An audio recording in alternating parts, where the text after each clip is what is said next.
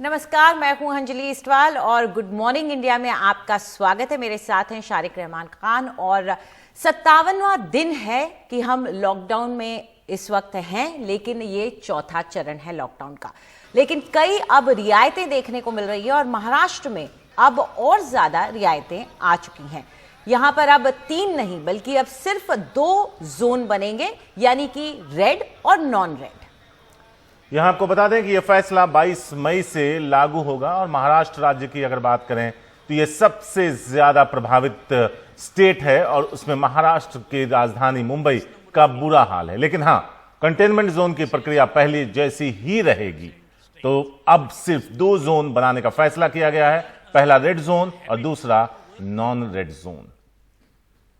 ज्यादा जानकारी के लिए सीधा रुख करते हैं हमारे सहयोगी सुनील सिंह का। सुनील, ये जो 2 जोन्स होंगे इसमें किस तरह से रियायत देना या न देना, ये कैसे तय किया जा रहा है?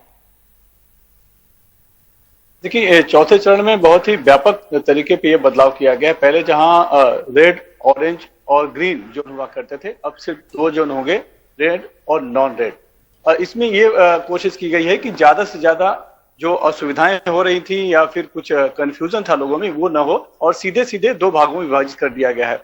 यानी जो नॉन रेड, जो रेड जोन है, खास करके मुंबई और मुंबई के साथ साथ एमआर का पूरा इलाका यानी कि ठाणे, नवी मुंबई और इसके अलावा 9 महानगर पालिकाएं हैं जिसमें मालेगांव, पुणे, सोलापुर इस तरह की है, जहां पर बहुत ज्यादा ही कोरोना वायरस के मामले पाए गए हैं। तो इन सभी को रेड जोन में रखा गया है और यहाँ पर जो गाइडलाइन है, वो जो राष्ट्रीय गाइडलाइन है उसके तहत ही पूरा जारी रहेगा। सिर्फ जो है कि जो मॉल्स और बाकी जो दुकानें हैं या उद्योग हैं उनको खोलने की इजाजत दी गई है 9 से 5, लेकिन उसमें उनको कोई व्यापार करने की इजाजत नहीं होगी।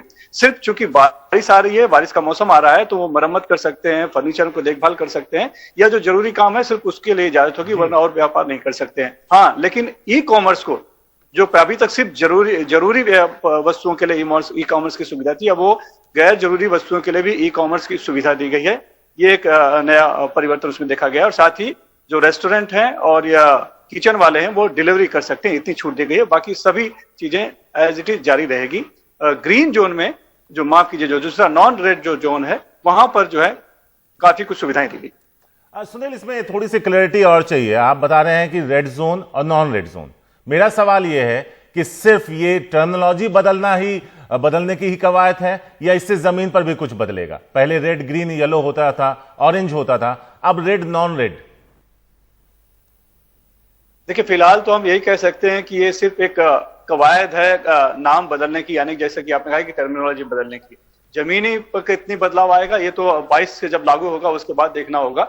मुझे जो समझ में आ रहा है वो ये है कि लोगों को समझने में आसानी हो, बहुत ही ज्यादा उलझन न हो कि हम ग्रीन में हैं, ऑरेंज में हैं, ग्रीन में कितनी छूट है, ऑरेंज में कितनी छूट है, तो उसको सीधा एक सपाट कर दिया है कि जो रेड जोन है और नॉन रेड जोन है। यानी कि जो महानगर पालिकाएं जो नहीं है के तहत नहीं आते हैं, वहां पर जो भी छूट है बाकी वो सब उपलब्ध रहेगी और जो रेड जोन है वो सब महानगर पालिका इलाके, तो वहां पर प्रतिबंध जो है वो जारी रहेगा। जैसे कि आप जो एग्रीगेटर जो टैक्सीज हैं वो नहीं मंगा सकते हैं या फिर बाकी जो कंटेनमेंट जोन है वो अपने अपनी प्रक्रिया के तहत बने रहेंगे। वहां पे जिस तरह का प्रतिबंध है वो बना रहेगा। सिर्फ गैर जो अत्यावश्यक जो वस्तुएं हैं वही वहां पे उपलब्ध रहेंगी, वो बाकी जगहों पर नहीं हो सकती है। बरसात को देखते हुए एक बड़ी छूट जो दी गई है कि मॉल्स और बाकी जो दुकानें जो बंद थी, जिन्हें अभी भी खोलने की इजाजत नहीं है, उन्हें सिर्फ 9 से 5 मरम्मत के लिए या देखभाल के लिए खोलने की इजाजत दी गई। शुक्रिया सुनील इस पूरी जानकारी के। तो अंजलि, महाराष्ट्र और मुंबई को हम जानते हैं कि किस तरह से बुरी तरह से प्रभावित है, तो शायद सिर्फ नाम का फर्क है, जमीन पर जो छूट मिल रही है या जो रोक है वो यथास्थिति उसकी बनी रहेगी, अभी तक जो समझ में आया।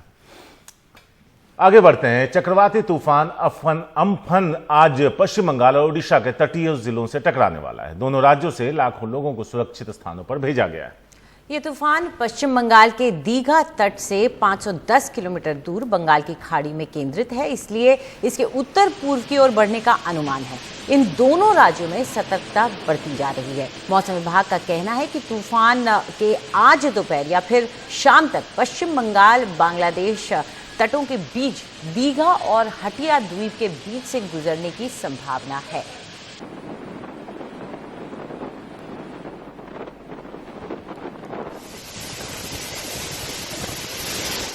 कोरोना संकट के बीच पैदा हुए इस चक्रवाती तूफान को लेकर एनडीआरएफ ने राज्यों को एडवाइजरी जारी की है और साइक्लोन शेल्टर में सोशल डिस्टेंसिंग के लिए भी कहा है। एनडीआरएफ के डीजी एसएन प्रधान से बात की है हमारे सहयोगी हिमांशु शेखर ने, वो सुनवाते हैं आपको। साइक्लोन अम्फन से निपटने की बड़े स्तर पर तैयारियां की जा रही है। मेरे साथ एसएन प्रधान हैं, एनडीआरएफ के डायरेक्टर जनरल। पहला सवाल ये है कि 1999 में भी हमने एक तरह का इतना बड़ा तूफान देखा है इससे पहले, इस बार कितना तैयार हैं?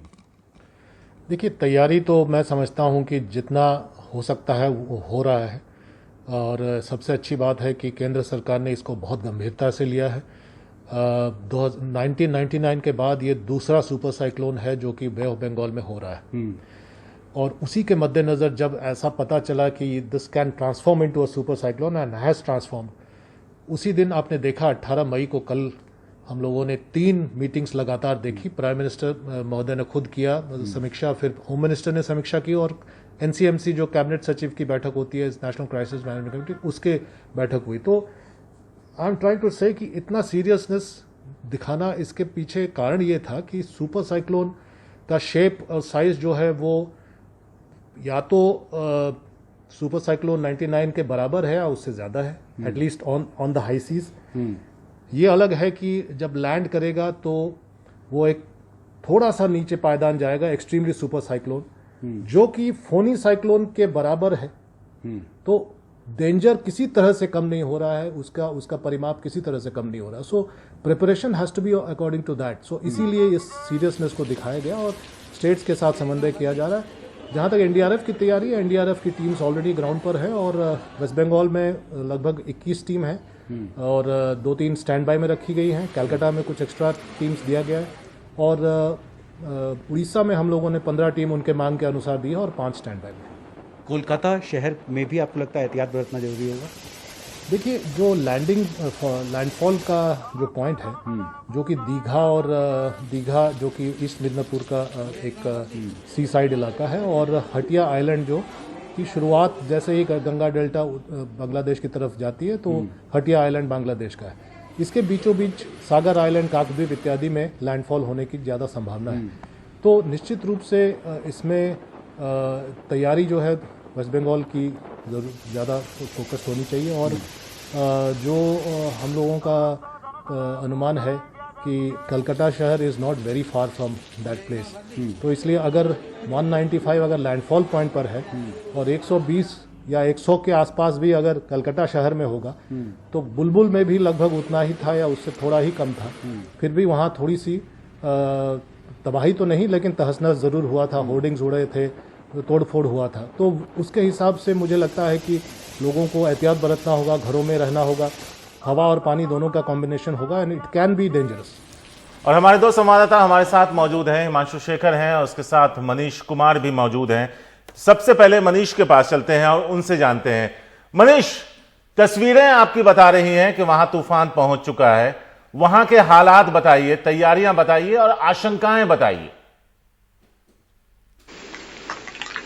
पहले मैं आपको बता दूं कि अभी क्या चल रहा है, क्योंकि हर आदमी को ये समुद्र का विजुअल देखने में इंटरेस्ट होता है। जब भी समुद्री चक्रवात आता है, हाई टाइड जो है वो अपने पूरे आप कह सकते हैं स्वभाव में है, लेकिन अगले कुछ घंटों में आप देखेंगे इस हाई टाइड का जो इंटेंसिटी है वो और भी ज्यादा होगा। सारी जहां तक तैयारियों का सवाल है तो चूंकि ये इसके बारे में पहले से लोगों को मालूम था, तो जहां पर मैं दीघा में हूं, यहाँ पर करीब 48,000 लोगों को इस पूर्वी मिदनापुर जिले में जो है इवैक्यूएट किया गया है। उन्हें करीब 600 जो सरकारी शेल्टर हाउस हैं, जो स्कूल में, पंचायत भवनों में बनाया गया है, वहां रखा गया है। इस बार दिक्कत 2 है। एक तो प्रशासन के लिए कोरोना के कारण जो है उन्हें काफी ज्यादा सोशल डिस्टेंसिंग के नियमों का पालन करना पड़ रहा है, जिसके कारण उनकी मुश्किलें बढ़ गई है। दूसरी बात यह है कि यहाँ पर इस पूर्वी मिदनापुर जिले में बहुत सारे लोग कच्चे घरों में रहते थे, तो उन्हें उनके ही संबंधियों के घर जो है पक्के घरों में रखा गया है। प्रशासन की यही कोशिश है कि जितनी कम से कम जानमाल की क्षति हो। लैंडफॉल जो है वो आज दोपहर के बाद जो है 2:30 बजे के बाद यहाँ पे आने की उम्मीद है। यहाँ लेकिन मैंने देखा है कि यहाँ पूरे कल दोपहर से ही एनडीआरएफ के जवान हो, जो स्टेट गवर्नमेंट के सिविल डिफेंस के लोग हैं, ये यहाँ पे खड़े भी हैं और ये पूरा पेट्रोलिंग कर रहे हैं कि किसी को कोई जो है लिबर्टी ना ले, कोई रिस्क ना हो, इसलिए उस पे लोगों पे पूरी नजर रखी जा रही है। सारिक जी, आपके पीछे की तस्वीरें बता रही हैं, ये सब बयां कर रही हैं कि वहां पर तूफान आने में ज्यादा वक्त अब नहीं रह गया है।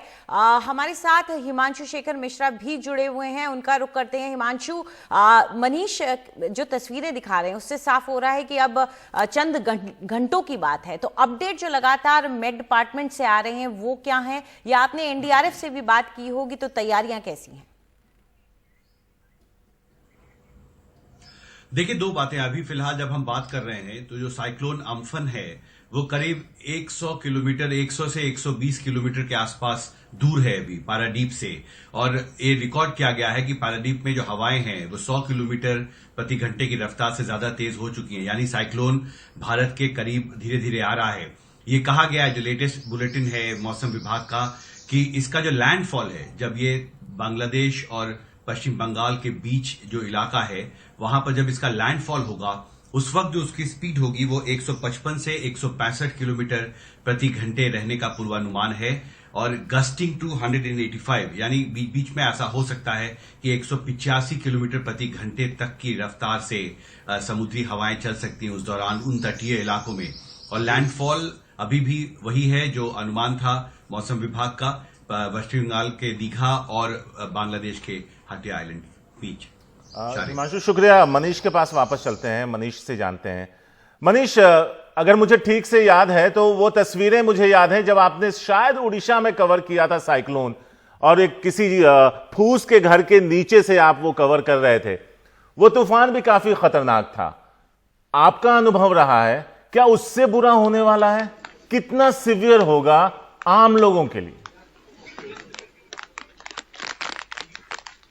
देखिए, आम लोगों के लिए तो मुश्किलें बढ़ जाती हैं। जो तस्वीर की आपने चर्चा की वो 1999 का उड़ीसा का सुपर साइक्लोन की तस्वीरें थी, लेकिन उस समय जो स्थिति थी, उस समय ना इस तरीके का एक्यूरेट प्रिडिक्शन होता था, ना इस तरीके की तैयारियां होती थी, इसलिए जान माल की भयंकर क्षति होती थी। और मैं आपको उड़ीसा का बता दूं कि 1999 के सुपर साइक्लोन के बाद न केवल उड़ीसा बल्कि अपने पूरे देश में जो तटवर्ती राज्य हैं उन्होंने काफी कुछ सीखा है, और यही एक कारण है कि आज उस सुपर साइक्लोन से ज्यादा इंटेंसिटी के भी साइक्लोन आते हैं तो लोगों को उतनी ज्यादा क्षति नहीं पहुंचती है। हालांकि हाँ, इंफ्रास्ट्रक्चर है उसको काफी ज्यादा आप उसको बचा नहीं सकते हैं। जो पावर के पोल्स हैं या स्कूल्स हैं, जो भी कच्चे घर हैं, वो सारे कुछ क्षतिग्रस्त होते हैं। लेकिन हाँ, आप ये कह सकते हैं कि 1999 के सुपर साइक्लोन एक तरह का टर्निंग पॉइंट रहा अपने देश में। और आज मैं आपको बता दूं कि उड़ीसा में अगर आप जाएंगे, सुपर साइक्लोन, जब भी कोई साइक्लोन का प्रेडिक्शन होता है तो वहां पे एक बहुत अच्छी ड्रिल जो मशीनरी है, लोग लग जाते हैं, जो उनके अपने एसडीआरएफ हैं, उनके जवान हर जगह पे रहते हैं, जिसके कारण लोग उतने ज्यादा भयभीत नहीं होते हैं। सारिक ये वाकई में आप जो बात बता रहे हैं वो एक तरह से ढाढ़स बंधाने वाली है कि प्रशासन सतर्क है और उसको इसकी एक्सपीरियंस है। लेकिन कोरोना का असर आप क्या देख रहे हैं इन तैयारियों पर? देखिए, निश्चित रूप से कोरोना का दो तरह का असर है। एक तो यह है कि कोरोना के कारण जो लॉकडाउन हुआ, मैं दीघा में हूं, दीघा जो बंगाल का सबसे ज्यादा टूरिस्ट जो है ये दीघा में आते हैं। यहाँ पे मैंने कम से कम 200 से ज्यादा होटलें देखी, लेकिन ये सारे होटल बंद पड़े हुए हैं। तो यहाँ पे अब कोई टूरिस्ट को कोई इवैक्यूएट कराने की कोई माथापच्ची प्रशासन को नहीं करनी पड़ी। दूसरा पक्ष यह है कि कोरोना के कारण इतने ज्यादा नियमों को पालन करना पड़ रहा है। हर व्यक्ति के लिए को लेकर प्रशासन को काफी ज्यादा सजग रहना पड़ रहा है कि सोशल डिस्टेंसिंग हो, क्योंकि अब बाहर से भी काफी ज्यादा मीडिया वाले भी आए हैं, तो उनको ये भी लग रहा है कि कोई ऐसा नहीं हो कि कोई संक्रमित व्यक्ति हो। तो इसलिए थोड़े हेल्थ के जो स्टाफ हैं वो अमूमन जो है साइक्लोन के बाद सक्रिय होते थे, लेकिन हम देख रहे हैं कि वो पिछले 48 घंटों से ही जो है स्टैंड बाय पे उन्हें रखा गया है। जगह जगह उनकी वो लोगों को चेकिंग भी कर रहे हैं। अंजलि, शुक्रिया मनीष इन तस्वीरों को हम तक लाने के लिए और अपना इतिहास बताने के लिए कि पहले क्या हुआ था और पहले हुए नुकसान की वजह क्या रही थी। देश में जारी कोरोना संकट के बीच भारतीय रेलवे ने श्रमिक ट्रेनों के अलावा 1 जून से 200 नॉन एसी ट्रेनों को चलाने का फैसला किया। रेलवे ने ट्वीट कर इसकी जानकारी दी है। रेलवे ने ट्वीट कर कहा कि इन श्रमिक स्पेशल ट्रेनों के अलावा भारतीय रेल 1 जून से प्रतिदिन 200 अतिरिक्त टाइम टेबल ट्रेनें चलाने जा रही है, जो कि नॉन एसी ट्रेन होंगी और इन ट्रेनों की बुकिंग ऑनलाइन होगी। इस पर ज्यादा जानकारी के लिए आइए सीधा रुक करते हैं हमारे सहयोगी परिमल कुमार का। परिमल, ये जो ट्रेन चलाई जाएंगी ये किस नजरिए से चलाई जा रही है, इनकी बुकिंग कौन करा सकता है और कैसे की जाएगी? देखिए, यहाँ पर इसकी भी बुकिंग ऑनलाइन ही मुमकिन है और कोई भी आदमी करवा सकता है। नॉन एसी ट्रेनें होंगी ये सारी, और अभी के हिसाब से जो रेलवे ने एक नियम बनाया है कि 7 दिन पहले एडवांस बुकिंग होती है, तो अगर यही नियम कायदा कानून रहता है तो 1 जून वाली ट्रेन की बुकिंग जो है वो 24 मई से शुरू हो जानी चाहिए। हालांकि रेलवे इस पे ट्रेनों की जानकारी भी देगा, टाइम टेबल भी शेयर करेगा और साथ में किस दिन से बुकिंग करवा सकते हैं उसकी जानकारी भी देगा। और ये भी कहा गया है कि जो श्रमिक स्पेशल है उसकी संख्या भी दोगुनी की जाएगी। अब तक करीब 22 लाख मुसाफिर जो है, माइग्रेंट वर्कर्स जो हैं, उनको एक जगह से दूसरी जगह पहुंचाया गया है, जिसमें 1600 ट्रेनें चलाई जा चुकी है। अंजलि, एक और नया डेवलपमेंट हुआ था कल और वो बहुत अहम भी है, क्योंकि ये कहा गया था कि जिस राज्य में ट्रेन को जाना होता है, पहले दोनों राज्यों की सहमति होती थी जहां से ट्रेन खुलती थी और जहां जाना होता था श्रमिक स्पेशल के लिए, अब वो बाध्यता खत्म हो गई है। और यही बड़ी वजह है कि इसको लेकर रेलवे ये कह पाना में अभी फिलहाल सक्षम है कि अब हम ट्रेनों की संख्या दोगुनी करेंगे, क्योंकि अब इस बात को लेकर अड़चन नहीं है कि उसे दूसरे राज्य से भी अनुमति लेनी पड़ेगी। और साथ में एक श्रमिकों को भरोसा दिलाने की भी कोशिश हुई है कि वो जहां पर भी है, पैदल चल रहे हैं या कोई अगर उनको देख रहा है तो नजदीकी रेलवे स्टेशन ले जाए, नाम रजिस्टर करवाएं, हम उनको जल्द से जल्द घर पहुंचाएंगे। परिमल, यहां पर एक सवाल और था कि जो 9 एसी ट्रेनें चली थी, स्पेशल ट्रेनें 15 जोड़ी, उसमें सोशल डिस्टेंसिंग का पालन नहीं किया गया था, जबकि सरकार कहती रही है सोशल डिस्टेंसिंग का पालन करें। जब ये ट्रेनें चलेंगी जो नॉन एसी हैं, सेकंड स्लीपर क्लास की, इसमें क्या सारी सीट्स की बुकिंग होगी या उसमें कुछ ध्यान रखा जाएगा कि लोग चिपक कर बैठकर सफर ना करें जिससे कोरोना का खतरा हो? नहीं, जितनी सीटें होंगी उनकी बुकिंग होगी शारिक, क्योंकि अब ये एक तरीके से रेलवे ने इसको लेकर मन बना लिया था। पहले जब स्पेशल ट्रेनें चलाई थी, रेलवे की तरफ से ये जरूर दलील थी उस वक्त कि मिडिल बर्थ इस्तेमाल होने से हम लोगों को ये जरूर आया कि आप सोशल डिस्टेंसिंग को फॉलो नहीं कर रहे हैं, क्योंकि रेलवे ने ये पहले हवाला दिया था जब शुरुआत में श्रमिक स्पेशल चला कि हम मिडिल बर्थ का इस्तेमाल नहीं कर रहे हैं ताकि सोशल डिस्टेंसिंग को फॉलो किया जा सके। लेकिन रेलवे ने कहा कि प्लेटफॉर्म पे हम सोशल डिस्टेंसिंग फॉलो कर रहे हैं। जब कहीं स्टेशन पे रुकती है ट्रेन तो एंट्री और एग्जिट अलग अलग रखते हैं, लेकिन मिडिल बर्थ यानी इसमें भी तमाम बर्थ का इस्तेमाल होगा। इसको लेकर कहीं से कोई शंका की बात नहीं है, क्योंकि एक बार जब ये शुरुआत हो गई है तो अब रेलवे इस पे पीछे नहीं हटेगी। जितनी भी बर्थ होंगी उसमें बुकिंग की जाएगी, लेकिन ये बात जरूर इंश्योर करने की कोशिश होगी कि जितनी सीटें हैं उतनी ही लोग उसमें यात्रा करें, एंट्री एग्जिट पॉइंट अलग हो, स्टेशन पे जब आप अंदर दाखिल हो तो उसको लेकर आपको एक सोशल डिस्टेंसिंग फॉलो करें। साथ में अब इसमें यह देखना पड़ेगा कि आरपीएफ और जीआरपी के कितने जवान अंदर में रहते हैं, ताकि ये किया जा सके कि वो इंश्योर करवाया जा सके कि अंदर में सोशल डिस्टेंसिंग मेंटेन कर पा रहे हैं या नहीं कर पा रहे, पैसेंजर से करवाया जा रहा है कि नहीं करवा रहे। ये भी देखना पड़ेगा कि स्कॉट पार्टी भी इसमें होती है या नहीं होती। जी, शुक्रिया परिमल। तो चिंता की बात यह है कि सभी राज्यों को एक मत करना इसमें मुश्किल हो जाएगा, क्योंकि ममता बनर्जी तो ये भी नहीं फिलहाल चाहती हैं कि अम्पन जब तक है तब तक श्रमिक ट्रेनें चले। खैर, अब बात करते हैं बसों की। कोरोना को लेकर देश में लगे लॉकडाउन 4 को लेकर कई गाइडलाइन जारी किए गए हैं। इनमें से एक है बसों में 20 से अधिक यात्रियों पर मनाही। लेकिन चेन्नई में सरकारी कर्मचारियों को लाने ले जाने के लिए लगाई गई सरकारी बस सेवा में इस नियम की धज्जियां उड़ती दिखाई दे रही हैं। इन बसों में 20 की जगह 40 से भी अधिक यात्री बैठाए गए। बस में दूर दूर बैठने की जगह पर सरकारी कर्मचारी एक साथ बैठे दिख रहे हैं। ये तस्वीर चेन्नई में सचिवालय के बाहर की है। आपको बता दें कि तमिलनाडु में चेन्नई की वो जगह है, चेन्नई एक ऐसी जगह जहां सबसे अधिक कोरोना संक्रमित केस मिले हैं। इसके बावजूद इस तरह की तस्वीरें वहां से सामने आ रही हैं। आपको बता दें कि आप भी अपनी मर्जी के हिसाब से खबरें देख सकते हैं, आप वोट कर सकते हैं। हम आपको टॉप 5 खबरें बता रहे हैं जिनके लिए आप हमारे YouTube चैनल पर जाकर वोट कर सकते हैं। पहली है, पश्चिम बंगाल में दीघा तट के करीब तूफान अम्पन पहुंचने वाला है, इसकी खबर। और दूसरी खबर महाराष्ट्र से, जहां 22 मई से सिर्फ रेड जोन और नॉन रेड जोन होंगे। नंबर 3 पर 1 जून से पटरी पर दौड़ेगी 200 नॉन एसी ट्रेनें। और नंबर 4 पर इटावा में ट्रक पिकअप की टक्कर पिकअप वैन की वजह से हम बता रहे थे आपको 5 किसानों की मौत। 6, वो आंकड़ा बढ़कर 6 हो गया। जी बिल्कुल। और 5वीं खबर जो है वो छोटे व्यापारियों के लिए जो बड़ा प्लेटफॉर्म खोल रही है फेसबुक, जो अभी हमने आपको दिखाया था, उसी से जुड़ी है। तो आपकी जो आपको पसंद आती खबर उसके लिए जाकर वोट कीजिए।